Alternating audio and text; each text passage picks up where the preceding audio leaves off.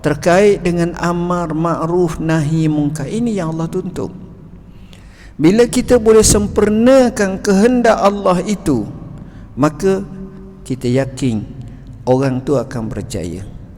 Tapi jika sekiranya Allah suruh apa yang dia suruh, dia larang apa yang dia larang, kita tak buat apa yang dia suruh, kita buat apa yang dia larang, di samping kita pula duk sungguh hal yang kita tidak ada hubungan kait dengan Tuhan, itu merupakan dalil buta mata hati kita. Dalilun alantimasil basirati minka. Tuan-tuan, bahasa mudah beginilah. Saya contoh orang kaya. Orang miskin ni biasa dah. Dia ni sesat semua dah. Orang miskin. Kita ambil orang kaya.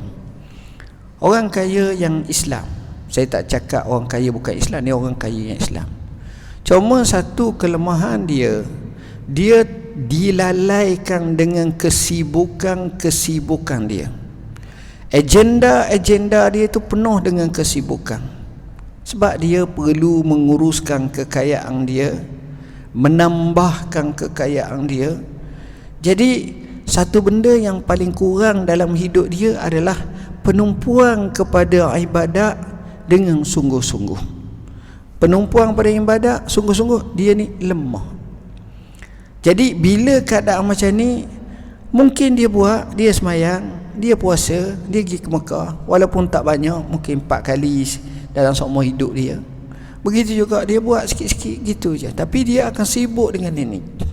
Satu masa, bahasa yang paling mudah, kalau kawan dia paling kaya pada dia lagi, dia biasa orang kaya ni, dia akan cuba kawan dengan orang kaya. Sebab resepi nak jadi orang kaya, kena kawan dengan orang kaya. Jangan kawan dengan orang nak kaya. Itu susah. Orang nak kaya, orang yang kaya, dia akan kawan dengan orang kaya. Sebab dia perlu bina networking. Itu biasa dah, tabiat macam tu. Kawan yang kaya ni tiba-tiba mati. Dia pergi ziarah, dia tengok rumah Masya Allah besarnya, kereta tak ada kereta bawah pada 1 juta, semua mahal-mahal, Masya Allah. Bukan satu, 10 jari tangan tak lepas. Ada pula helipad, ada pula helikopter, ada pula private jet contohnya. Kaya. Orang sebut apa nama, gedung di darat, kapal di laut, kapal terbang di udara, semua dia ada semua. Bukan milik dia semua, tak, dia ada semua. Mana kaya lah dia. Kaya. Tapi kawan ni bila tengok macam tu, apa kata dia? Dia akan mari rasa terdetik di hati, Allah, ruginya. Tengok, dia sendiri merasakan kawan dia kalau boleh baik, dan dia pula akan rasa pada diri dia. Ini orang yang pandai, cerdik, Allah hidayahkan dia, Allah taufikkan dia, akhirnya dia dapat ambil istifadah, ambil faedah apa yang berlaku kepada sahabatnya. Saya pernah baca satu kisah antara orang yang terkaya di Arab Saudi. Masya Allah, Allah bagi dia kaya. Bila dia kaya yang amat, apa dia buat? Dia panggil anak-anak dia. Dia panggil anak-anak dia, dia bagi harta dia pada anak-anak dia. Yang ni dapat ni, yang dapat ni. Dapatlah 5 ke 10% seorang. Masya Allah, 5 ke 10% tu 7 keturunan makan tak habis. Bukan 5,000, 10,000 tau. Ni banyak ni, Masya Allah banyak. Sudah dia bagi tu, dia tinggal satu portion untuk dia. Dia pun cakap dengan anak-anak dia, puas hati tak semua? Setuju abah? Setuju semua. Dia pun sebut portion untuk dia ni adalah untuk yayasan. Yang yayasan dia namanya Yayasan SAR. SAR tu mengembirakan atau baik gitulah maksudnya. Dia pun serah yayasan. Dia dianggap sebagai bilioner yang memiskinkan diri dia sendiri. Di keluar dia tak ada apa. Tapi tak ada apa dah macam kita, tak ada apa sungguh. Dia ni tak ada apa tapi banyak apalah. Kita ni tak ada apalah. Alhamdulillah. Syukur boleh makan okey dah. Kemudian wartawan mari tanya dia. Wartawan kata, tuan, kenapa tuan bagi semua harta tuan ni? Kenapa tuan bagi semua harta tuan? Dia pun jawab, kami bagi semua harta kami, tak lain tak bukan, saya bagi pada anak-anak walaupun saya hidup lagi. Sebab saya pernah tengok kawan saya yang hebat, Masya Allah kaya, mati mengejut. Bila mati mengejut, harta banyak ni, anak-anak bermahkamah antara satu sama lain, samang menyamang.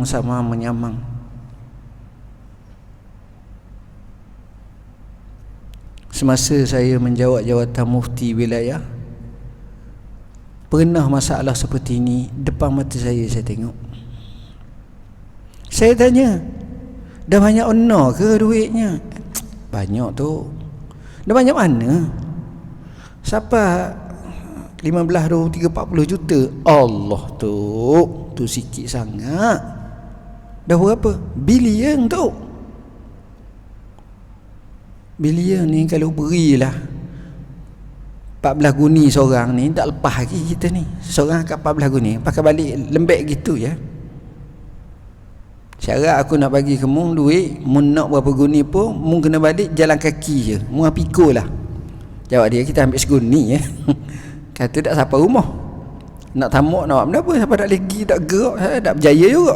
Contohnya, tuan-tuan, ini berlaku. Jadi saya nak selesaikan dulu anak-anak saya ni hak ni tak ada apa dah. Kedua, buah ni paling mahal. Kenapa tuan bagi? Sekarang tuan hidup lagi. Dia jawab apa? Bahasa ni ramai orang hidup di muka bumi tak pernah lafazkan kecuali insan pilihan Tuhan. Apa dia kata? Ni bahasa paling mahal. Selepas dia bagi semua ni, dia kata apa? Dia kata, saya puas. Kalimah puas ni orang tak sebut, tuan-tuan. Semua kita sebut, saya tak puas hati. Saya hantar kerja dengan kata kat 20 tahun dah. Pakat berapa? 48. Kawan-kawan 44 tu, saya 48. Allah. Awak puas hati tak? Tak puas hati. Dah mau nak berapa? 84. Kalau ada lah 48 nak 84 kata. Awak puas hati. Tengok maksud saya apa? Maksudnya semua orang rasa tak puas hati. Tapi bila boleh puas hati dunia ni, ini luar biasa. Hamba pergi ke Jordan baru ni. Jadi alhamdulillah kami lawat beberapa makam para sahabat. Sahabat ni tuan-tuan, kalau tok wali kau 1000 kali tok wali lah. Sebahagian sahabat ni dituding tubuhnya ahli syurga, orang lain tak. Kita duk zikir 14,000 sehari pun tak mesti ahli syurga pun. Tapi kita haraplah kita dapat. Ni sahabat Nabi tu dimung ahli syurga, macam Abu Ubaidah Al-Jarrah. Contoh, ada sahabat bernama Dirar ibn Azwar. Masya Allah. Dia seorang yang handal perang, kana farisan, muhariban, dan orang yang mampu menentang musuh, kata orang ke depan. Bukan sekadar itu, wa kana syairan, dia juga penyair yang hebat. Orang boleh nyair ni maknanya bahasa indah lah. Kata orang tinggi nilai bahasa dia, menusuk kalbu, dan makna yang cukup istimewa. Menarik. Penyair Arab kalau nak banding dengan penyair Melayu, tuan-tuan, setakat yang saya tahu jauh bahasa. Arab ni memang suhu dengan fasahah dia. Kalau ambil zaman dulu, hatta zaman sekarang pun kadang-kadang bahasa Allah hebat. Dia punya harta dikatakan dia ada 1000 ekor unta. 1000 ekor unta ni kalau kita kira zaman sekarang, kalau 7,000 seekor, 700,000 dah, tuan-tuan. Tu tak tahu lagi unta besar ke kecil. Kalau besar lagi mahal lagi Maknanya kaya dah hari tu. 1400 tahun dulu kaya dah. Nak letak kawasan masjid ni rasa mungkin tak lepas kalau 1000 ekor tu. Banyaklah unta tu, banyak unta. 1000 ekor unta. Apa dia buat? Dia infak fi sabilillah depan Nabi. Rasulullah hanya menggunakan sepatah atau 2 patah kalimah. Nabi kata apa? Rabihal baik. Orang ni orang yang berjaya jual beli dia. Orang yang berjaya jual beli dia. Dan dia kata bahawa Dirar ibn Azwar tak akan rugi. Safkah dia tidak akan rugi, dia berkeuntungan selama-lamanya. Walaupun dia jauh daripada Mekah, daripada Madinah, duduk Madinah dengan Nabi, akhirnya dia pergi berjuang dalam pembukaan Futuhat Syam, pembukaan Syam. Kemuncak perang Yarmouk yang berlaku pada 13 Hijrah. Jumlah tentera Islam 40,000, setengah kata 36,000. Tentera Rom ada kata 200,000, ada kata 240,000 dan ada kata 250,000. Maknanya 6 kali ganda. Tentera Islam dibagi dengan dipanggil Qurdus, ada 40. Setiap satu tu 1000. Kepala utamanya Abu Ubaidah Al-Jarrah.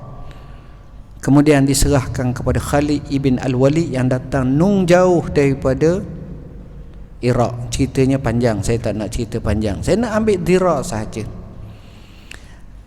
Dalam peperangan Yarmouk ni, mulianya peperangan ini, lebih kurang 100 orang yang menyertai perang Badar di kalangan sahabat masuk perang.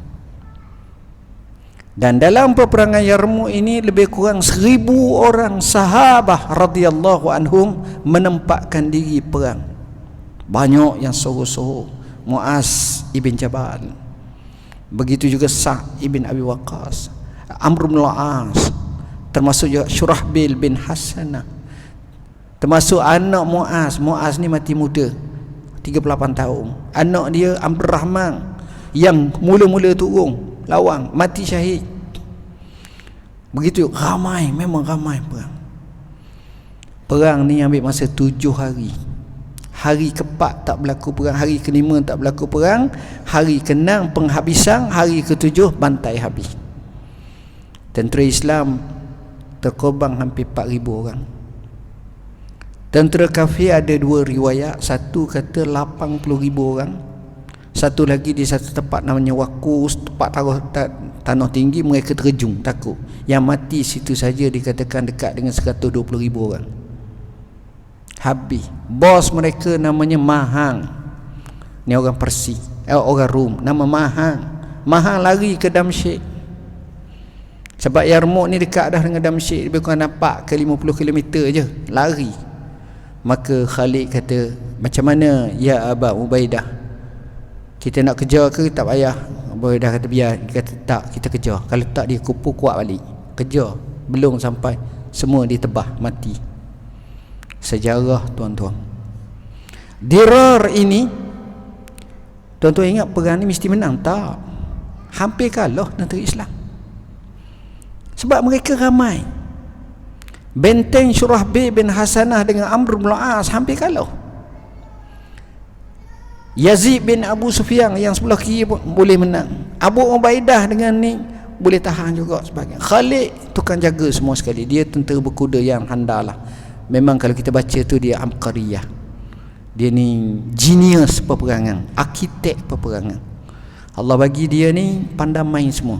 Pedang pandai, manoh pandai, kuda fasih, dan yang dia paling pandai tombak. Ni Khalid Al-Walid. Dia jarang kalau masuk tentera pun ada bahagian atas lari, ada bahagian ni bahagian. Dia menguasai hampir semua. You nak main macam mana? Ibarat kot karate pandai, taekwondo pandai, silat pandai, nembok tepat, manoh tepat. Tu Khalid. Jarang ada pada. Berani pun berani. Bahasa pun hebat. Dirar ni dalam peperangan tersebut anak Abu Jahal dengan cucu Abu Jahal. Anak dia Islam, tuan-tuan. Akhir masuk Islam. Ikrimah bin Abi Jahal dan Muhammad, kata silap nama anak apa dia, Ikrimah. Tak tahan sangat bila tengok tentera Islam macam nak kalah ni, dia turun. Bila dia turun daripada kuda ni, dalam bahasa isyarat signal orang, ini maknanya saya mati. Dia kata, siapa di kalangan kamu nak berbaiat kepadaku untuk kematian? Orang yang pertama sanggup ialah Dirar ibn Azwar. Lalu Khalid Al-Walid berkata, wahai anak pakcik, pak saudaraku, jangan buat. Dia kata, cukuplah aku, abahku, penentang tegar Rasulullah SAW dahulu. Sekarang aku akan tebus dosaku.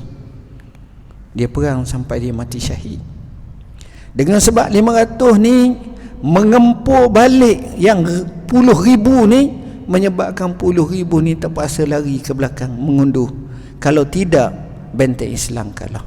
Sebab itu Al-Imam At-Tabari dalam kitabnya yang masyhur Tarikh menyebut peperangan ataupun Ma'rakah Yarmouk adalah penentu dan terbesar. Tidak ada lagi peperangan dalam Islam yang lebih hebat daripada itu. Kalau tidak, kalah. Tapi Allah turunkan kemenangan. Abu Sufyan ibn Harb tua, datang perang, kena panah, matanya buta, keluar antara darah dengan juga lendai mata ni, air mata ni terpaksa diikat. Dan dia berkata, An-Nasr, iktarib An-Nasr. Maknanya, ya Allah, berilah kemenangan dengan cepat, dekatkanlah kemenangan. Dan Allah bagi kemenangan yang luar biasa. Dirar ibn Azwar, mengikut ceritanya, dia perang sampai 2 betihnya dipotong. Berjalan di atas tunggu lutut, dipijak oleh kuda. Allah uji, tapi Allah selamatkan dia. Peperangan berlaku pada 13 Hijrah dan dia meninggal dunia akibat ta'un Amawas tahun 18 Hijrah.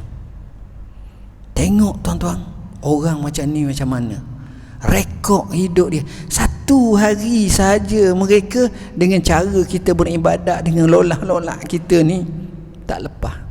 Inilah yang disebut oleh Allah, minal mu'minina rijalun sadaqu ma ahadullah alaih faminhum man qada nahbah wa minhum man yantazir wa ma baddalu tabdila.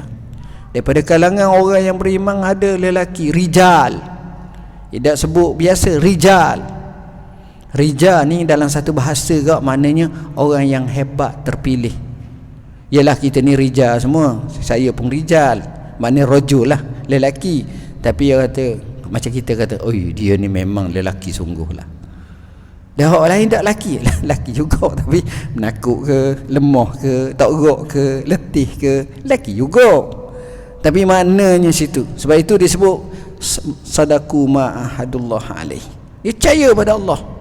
Fa minhum man qada nahbah wa minhum man yantazir wa ma baddalu tabdila. Ini orang yang hebat. Ini orang yang hebat.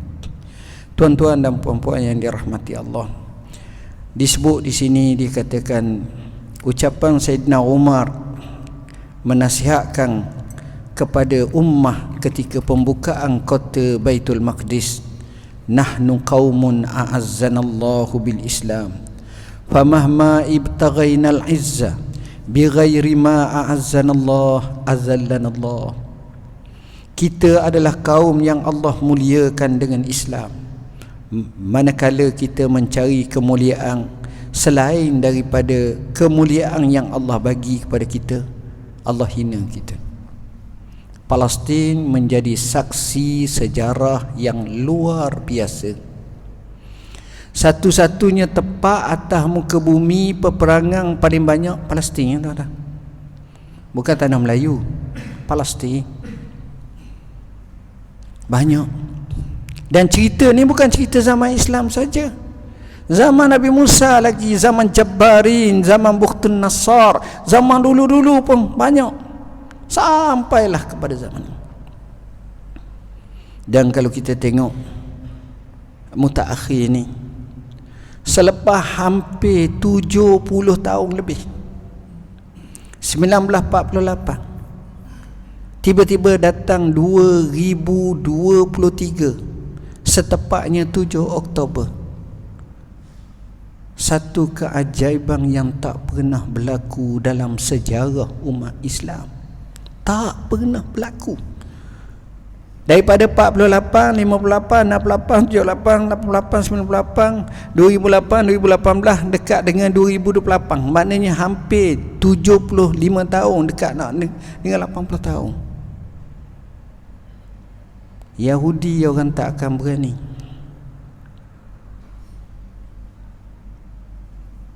Cuma Yahudi ni, kita tak panggil Yahudi di sini, panggil Zionis. Zionis ni mengikut kajian daripada Dr. Zaghloul An-Najjar, seorang pakar yang hebat, pengkaji Islam, usia hampir 90 dah sekarang ni. Dia kata hari berlakunya 7 Oktober itu, aku gembira dengan segembira-gembiranya. La ya'lamuha illallah, orang lain tak tahu kecuali Allah je. Suka aku. Awak kena beza antara Yahudi dengan Zionis. Yang menguasai Palestin sekarang namanya Zionis. Zionis ni daripada siapa? Daripada puak-puak Khazar. Puak-puak ni tak ada kena-mengena sangat dengan Zionis, dengan Yahudi. Dia banyak mengubah. Lain. Jadi kita 90% lebih puak-puak daripada ni yang kupu akhirnya datang. Banyaklah dia cerita. Saya bukan nak cerita hak tu, nanti saya cerita panjang pula kisahnya.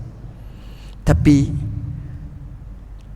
Sabitang disebut, nahnu qaumun a'azzanallahu bil Islam. Kami kaum yang dimuliakan oleh Allah dengan Islam. Saya bertemu beberapa, ramai datang temu saya. Di Jordan pun ada saya temu, di sini pun ada 2-3 hari lepas. Biasanya kalau puak-puak ni mari temu, dia akan cerita kat saya, cerita puak-puak Palestin ya. Dan saya biasanya kak, saya kata Syekh entah tak payah cerita akan Amba nak biar Amba tanya senang. Sebab Amba nak get straight to the point. Hak Amba tak tahu. Oh, dia pun dengar saya cerita lah kisah gini-gini. Oh ya betul, awak tahu ya. Saya tanya. Dia cerita salah satunya. Ni nak ceritanya mulianya Islam. Puak-puak ni, dia jaga semayang, dia jaga Quran, kebanyakannya hufazul Quran. Rumah dia macam kita, rumah kita ni bila dia masuk ni dia tak balik dah rumah, kisah mati ya. Kalau masuk nak lawan dengan Israel ni, puak-puak tu istiqamah. Dia benar-benar menggunakan a'azzanallahu bil Islam asyamil, Islam yang sempurna. Dia ikut betul-betul. Dia tak lelah, dia bukan hati macam tu. Jadi bersih. Yang Nabi kata alaika bi aknafis Syam, sisi-sisi di bumi Syam, Baitul Maqdis, Baitul Maqdis ni ujung ada rijal seperti ini. Yang Allah sebut macam contohnya wajaa min aqsal madinati rajulun yas'a. Tuan-tuan, hebatnya puak-puak ni tak pernah berlaku dalam sejarah. Dia bila perang mana-mana pun jarang dia panggil gi face to face. Dalam bahasa Arab dia panggil nuktatus sifir, nuktah zero. Saya tanya puak tu apa makna nuktah zero. Nuktah zero ni, aku dengan mu ni dekat. Mana aku tembak mu mati, mu tembak aku mati. Berani. Kan kita tengok kan, ni bukan cerita bohong, bukan cerita kena kaji dah. Kita tengok kan dalam YouTube, dia letak atas kereta kebal. Tuan-tuan berani nak tak itu? Hei, tak mudah tuan-tuan. Nak tu kena berimbang. Sama ada aku mati, dia mati. Sama ada aku mati. Tu je bahasa. Berani letak. Dan cerita ni bukan 3 orang. Banyak orang buat macam tu. Hatinya macam mana? Hati kering ke? Hati dia tu berani. Dan orang-orang yang kadang-kadang menarik jeneral orang hebat-hebat ni, budak umur 20 tahun je, 21 tahun. Tarik daripada tu keluar. Tak lawan. Kalau kita dengar cerita dia, meremang bulu roma. Saya tanya masalah karamah. Dia cerita masa di Jordan pun, saya tanya macam-macam ceritanya. Tapi seronok bila kita dengar, ya Allah kata apa-apa ni memang pertolongan Allah sungguh. Tak ada dunia militer menjangkakan bahawa dia boleh bertahan sampai 90 hari. Kali pertama Israel kata 24 Oktober selesai. 24 Oktober start 7, 20 hari lebih je selesai. Tengok-tengok dok terbalik ini pula. Lepas buat ni hantar pasukan terkuat di Golani. Tak pernah berlaku pasukan terkuat tarik balik. Kenapa? Biasanya bila kurang ataupun kekalahan lebih pada 40%, dia terpaksa surrender, tarik balik. Yang itu orang panggil pasukan elit lah tuan-tuan. Elit. Allah tunjuk pelik. Banyak kisah-kisah. Sebab apa? Mulia dengan Islam. Saya taklah nak panjang cerita macam tu. Saya rasa sekadar tu dah dulu yang dapat kita sampai hari ini. Wallahu a'lam. Seterusnya kita bincang sikit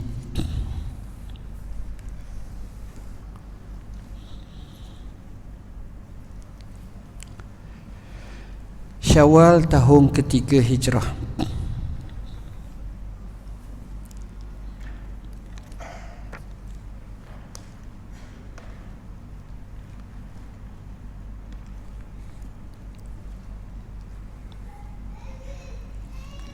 Okey.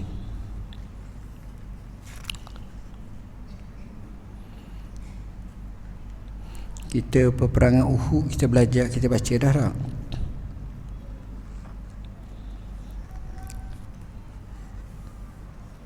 Kita ambil muka surat 120, cukup dulu. Syawal tahun ketiga Hijrah, pusingan pertama, tentera Islam menang sehingga pasukan pemanah turun daripada tempat memanah. Ini yang pertama. Peperangan berlangsung dengan amat hebat antara dua pasukan tersebut, antara pasukan Rasulullah SAW dengan tentera musyrikin Mekah. Tentera Islam menguasai medan tempur di segenap lokasi meskipun beberapa pahlawannya telah gugur syahid seperti Hamzah bin Abdul Muttalib. Semangat juang yang ditunjukkan oleh tentera Islam meskipun dalam jumlah yang sedikit berjaya meruntuhkan semangat jaguh-jaguh tentera musyrikin. Barisan pertahanan mereka mula berkecamuk di kiri, kanan, hadapan dan belakang. Keadaan tidak ubah seperti 3,000 orang tentera pertahanan mereka mula musyrikin menghadapi 3,000 orang tentera Islam, bukannya ratusan orang. Seolah-olah macam sama seimbang. Siapa tahap tu? Tentera-tentera Islam dengan gagahnya mempamerkan keberanian dan keyakinan yang tinggi. Setelah pihak Quraisy berusaha dengan bertungkus lumus mengekang kemarahan serangan tentera Islam, akhirnya mereka mula merasakan ketidakupayaan dan kegagalan pada pihak mereka. Lalu mereka pun berundur dan melarikan diri. Akhirnya tentera Islam yang kecil bilangannya itu berjaya sekali lagi mencipta kemenangan besar ke atas tentera Mekah dengan kemenangan yang tidak kurang hebatnya dari kemenangan yang diperolehi dalam perang Badar. Ini biasa berlaku. Saya duk tengok banyak yang Nabi ajar kepada kita ialah, kalau kamu nak perang dengan musuh, kamu pilih lokasi, bukan musuh pilih lokasi. Gelanggang biar kita pilih. Kalau kita pilih gelanggang dia, kita bermasalah. Dalam perang Badar macam itu. Dalam perang Uhud sama. Dalam perang Khandaq pun sama. Ini cara strategi. Melainkan kalau kita menyerang macam Mekah tu, tidak boleh nak alih kat lain, mesti Mekah lah hak pembukaan kota Mekah. Dalam perang Yarmouk pun sama. Orang tanya kenapa dipilih Yarmouk, tak pilih tempat lain, dia boleh pergi mara. Tak, sebab di situ batas sempadan antara tentera Islam dengan Rom. Jadi kalau kita masuk ke dalam lagi, kalau kita kalah, dan nak dapat batuan.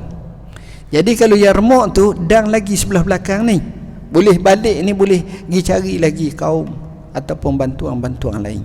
Ini strategi. Dia pilih. Pilihan yang kedua dalam perang Uhud ni, sama ada tempat terbuka atau secara pertahanan. Nabi biasanya tidak menggunakan sistem pertahanan, lebih banyak tempat terbuka dan tempat ni. Kecuali bila roh maknawiyat tentera Islam lemah ataupun kurang semangat sebab berlaku kekalahan seperti perang Khandaq, maka Nabi pilih benteng bertahan. Itu cara Rasulullah SAW. Jadi kita dapati dalam peperangan ni, nuktah awalnya kemenangan kepada orang Islam kerana strategi. Strategi ni penting tuan-tuan. Apa-apa pun strategi. Rupa-rupanya bijaklah Rasulullah SAW ni. Dia boleh letak satu pasukan pemanah di atas bukit. Dia tidak, maknanya di situ orang Islam telah menang satu. Bayangkan ni tentera kufur, tentera musyrikin, ni tentera Islam. Tapi tentera Islam dibantu dengan tentera pemanah. Yang ini tak ada bantu. Kaedah kata tempat tinggi biasanya akan mengalahkan tempat rendah. Biasanya macam tu. Sebab tu dengan ke helikopter ke, dengan Apache ke, dengan kapal terbang jet fighter ke apa ke, biasanya bolehlah tembak 3-4 biji, tapi banyaknya terlepas lah, mengelajulah dengan cepatlah, dengan melainkan kuat. Itu biasa dah berlaku macam tu. Jadi bila tentera Islam tempat tinggi, jadi mudah. Dan ini kekuatan. Ini kebijaksanaan Rasulullah sallallahu alaihi wasallam. Namun malam sekali apabila sebahagian besar anggota pasukan pemanah telah melakukan kesilapan besar yang mengubah sama sekali situasi peperangan, dan ia hampir menjadi sebab kepada pembunuhan Rasulullah SAW. Walaupun pernah perintah yang tegas telah dikeluarkan oleh Rasulullah SAW, namun apabila pasukan pemanah itu melihat tentera Islam lain sibuk mengauk harta rampasan daripada pihak musuh, mereka terpengaruh dengan kecintaan dunia. Lalu sebahagian mereka berkata kepada sebahagian yang lain, harta rampasan, teman-temanmu telah tampil ke sana, apa lagi yang kamu tunggu? Ketua pasukan pemanah iaitu Abdullah bin Jabir lalu memperingatkan mereka tentang arahan Rasulullah SAW. Namun sebahagian besar anggota pasukan pemanah itu tidak mempedulikan perintah daripada Abdullah itu. Lalu 40 orang anggota pasukan pemanah turun dari bukit itu menyertai pasukan tentera Islam yang sedang mengumpul harta rampasan. Baki 10 orang aja. 10 orang ni sikit sangat tuan-tuan. Bersama dengan anggota pemanah yang tinggal hanya Abdullah bersama dengan 9 orang yang lain. Mereka inilah terus menunggu di atas bukit. Mereka bertekad untuk bertahan di situ, melainkan setelah dibenarkan turun Nabi pesan. Sebab itu bila Nabi pesan, bila Nabi buat, bila Nabi suruh, biasanya rizak di belakang tu kemenangan. Sama ada kita nampak tak nampak, yang paling nampaknya contohnya Abu Bakar. Abu Bakar bila Rasulullah SAW wafat, sebelum wafat Nabi hantar pasukan tentera yang dipimpin oleh Usamah ibn Zaid. Usamah bin Zaid ni yang disertai oleh tentera yang lebih tua, sahabat lebih tua, tapi Nabi latih Usamah. Usianya kata 16 tahun, ada kata 17 tahun. Usamah ni tengok dengar Nabi wafat, nak dengar Nabi sakit, tak apa nak pergi, bukan tak pergi, jadi pergi ke jalan slow je. Tiba-tiba mereka sampai di satu kawasan namanya Sirar. Sirar ni tak jauh daripada Madinah, dekat sangat lagi.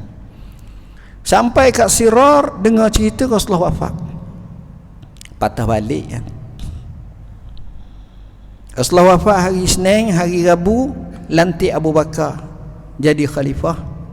Capulah dikebumikan Rasulullah. Selesai Rasulullah tu, hari Abu Bakar tu awal lagi sikit. Lepas pada tu Sayyidina Abu Bakar nombor 1. Dia panggil Usamah, pergi hantar semula. Sayyidina Umar kata, ya Abu Bakrin, ya Khalifata Rasulillah, kita tak aman, negara tak stabil, hak Nabi palsu ramai, Musailimatul Kazab, Sijah, Al-Aswad Al-Ansi, macam-macam muncul. Begitu juga hak yang kata syariat telah terhapus ramai, hak yang kata tak mau bayar zakat ramai. Jadi sehingga disebut oleh para ulama 3 tempat je yang tak murtad: Mekah, Madinah, Taif. Hak lain kebanyakannya terpengaruh, kebanyakannya. Siapa tahap tu?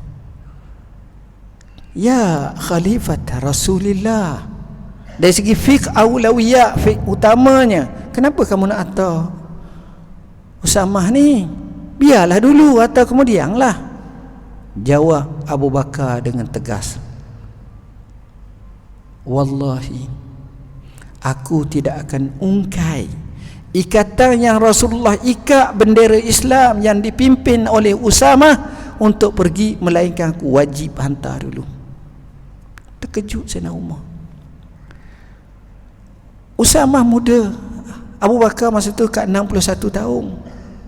Usamah kata, biar hamba turun, biar khalifah naik dulu. Biasanya mereka ni zaman Madinah dulu, kalau dihantar tentera ni, dihantar di satu tempat namanya Saniyatul Wada, yang kita duk nasyid tala'al badru alaina sampai kalimah min saniyatil wada'i, tu tempat dia. Saniyatul Wada ni dia ada sebelah kanan Masjid Nabi, tak jauh lah, lebih kurang dalam 1 kilometer pun tak sampai dah daripada ujung pagar tu. Masjid Nabi sebelah kanan tu. Jadi dia akan hantar situ. Sayyidina Usamah kata, ya Khalifat Rasulillah, kamu naik, kamu khalifah, biar saya turun dulu.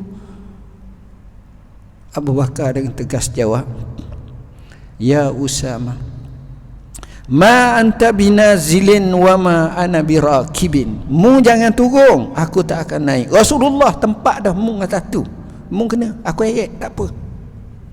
Tu kefahaman Abu Bakar. Akhirnya perang menang besar. Sayyidina Umar kata, wallahi kami tak nampak, melainkan Abu Bakar nampak. Laqad syarahallahu sadra Abi Bakrin, Allah telah lapangkan dada Abu Bakar, dia nampak apa yang kita tak nampak. Hebat tak? Jadi daripada situ fahamlah kita bahawa hebatnya tentera Islam ni. Seterusnya 7 Syawal tahun ke-3 Hijrah. Ini masa perang. Masa perang lebih kurang awal bulan Syawal. Kita masa tu tengah open day, open house. Waktu macam ni lah, 7 tu habis puasa senang ke apa, memang open house. Tapi sahabat pergi perang fi sabilillah, tu beza dia dengan kita. Apa yang berlaku, Sayyidina Hamzah radhiyallahu an meninggal dunia dan syahid pada pertempuran pertama kerana dilontar lembing. Pembunuh Hamzah yang bernama Wahsy bin Harb menceritakan sendiri mengenai pembunuhan tersebut selepas keislamannya. Akhirnya Wahsy masuk Islam. Lepas buka kota Mekah, dia masuk Islam. Dia berkata, dahulu aku ialah hamba abdi kepada Jubair bin Mut'im. Ini pemusuh Islam tegar. Bapa saudara Jubair bernama Ta'imah bin Adi telah terkorban dalam perang Badar. Apabila orang Quraisy bersiap menuju ke medan Uhud, Jubair berkata kepadaku, Jubair panggil hamba dia ni namanya Wahsy. Wahsy ni kulit hitam. Kalau engkau berjaya membunuh Hamzah bapa saudara Muhammad sebagai pembalasan terhadap bapa saudaraku, maka engkau akan aku merdekakan. Balasannya merdeka. Merdeka ni besarlah tuan-tuan, tak jadi hamba orang. Lalu aku pun keluar bersama-sama mereka. Aku ialah seorang lelaki Habasyah yang mahir melontar lembing. Tapi dia main selak juga, sebab bahan curi. Bukan depan-depan lawan ni tau. Aduh, jadi macam gitu. Ni bahaya ni. Dan jarang sekali sasaranku tidak mengena. Dia ni tepat orangnya. Maka apabila kedua-dua pihak bertembung, aku pun keluar mencari Hamzah dan mengintipnya. Hamzah ni pula, cara dia perang tak macam orang lain. Kita kak main nak sembunyi-sembunyi. Dia tuan-tuan, kaedah perang kalau orang Rom apa, panglima dia tu akan dijaga oleh ratusan ribuan orang kelilingnya. Macam bodyguard lah gini. Jadi dia boleh harah sak gini. Dia taklah orang panggil mendepankan diri dia sehingga dia ni kalau tu mati ya, orang pakat ni dia sama kisah macam Abu Jahal tu, ada orang keliling dia tapi dua orang tu kita terus bincang dah tu.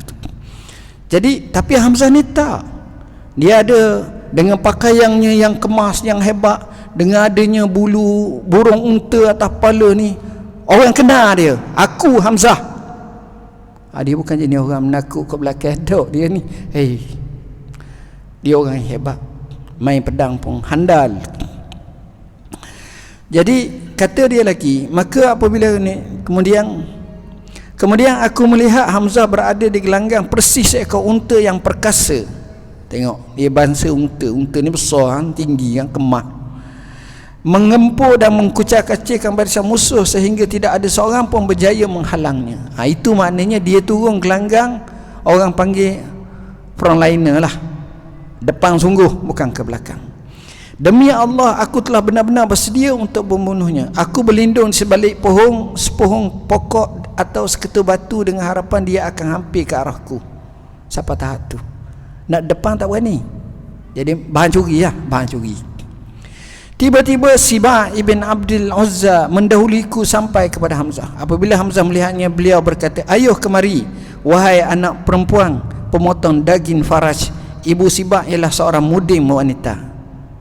Mudim maknanya tok bidang lah. Lalu Hamzah memukulnya dengan satu pukulan bagaikan hendak menghancurkan kepalanya. Wahsy berkata lagi, aku bersedia untuk melontarkan lembingku, sehingga apabila aku yakin benar sasarannya, aku pun terus melontarkan ke arah Hamzah. Lontaranku tepat mengenai perutnya sehingga tali perutnya keluar terburai antara dua kakinya. Kemudian Hamzah berusaha menghampiriku, tetapi beliau sudah tidak berdaya lagi. Kena parok lalu sebab jarak dekat sangat. Lalu aku pun membiarkannya dalam keadaan begitu sehingga beliau mati. Setelah beliau mati, aku datang kepadanya lalu mengambil semula lembingku. Kemudian aku berpatah balik ke markas. Di situ aku duduk tanpa berperang kerana aku tidak mempunyai tujuan lain. Misi dia selesai dah. Aku membunuh Hamzah hanya kerana mahu dimerdekakan. Apabila aku sampai ke Mekah, aku pun dimerdekakan. Hamzah disebut sebagai penghulu bagi para syuhada. Hal ini sebagaimana riwayat daripada Jabir bin Abdullah bahawa Rasulullah SAW bersabda, Sayyidu syuhada Hamzah ibnu Abdul Muttalib. Penghulu orang-orang yang mati syahid adalah Hamzah bin Abdul Muttalib. Hadis riwayat At-Tabarani, Al-Hakim dan Ad-Dailami. Al-Hafiz Ibn Hajar dalam Fathul Bari berkata, hadis ini sabit, hadis ini sahih seperti mana yang diriwayatkan dalam Sahih At-Taghrib. Tuan-tuan dan puan-puan yang dirahmati Allah, sebenarnya Hamzah bin Abdul Muttalib walaupun dibunuh oleh Wahsy, tapi Wahsy akhirnya dia juga menjadi pembunuh kepada Musailimatul Kazzab, seorang nabi pendusta. Jadi dia kata, alhamdulillah, kalau dulu aku bunuh orang yang nabi paling sayang, sekarang aku telah bunuh orang yang nabi Rasul paling benci. Itulah Wahsy. Tapi dia tebuhlah diri dia ini. Dan Hamzah ni memang luar biasa. Allah adalah hikmah kenapa Hamzah meninggal dunia. Dan Nabi amat hebatlah. InsyaAllah kita akan sambung lagi pada minggu hadapan, insyaAllah dengan tajuk yang lain pula, iaitu sambungan daripada kisah ni. Aqul qawli hadza wa astaghfirullahal azim li wa lakum. Bismillahirrahmanirrahim. Allahumma faqihna fid din, alimna ta'wil. Allahumma ja'alna minal ladzina yastami'una al-qawla wa yattabi'una ahsanah. Wa sallallahu ala sayyidina Muhammadin wa ala alihi wa sahbihi wasallam. Walhamdulillahirabbil alamin. Wassalamu alaikum warahmatullahi wabarakatuh.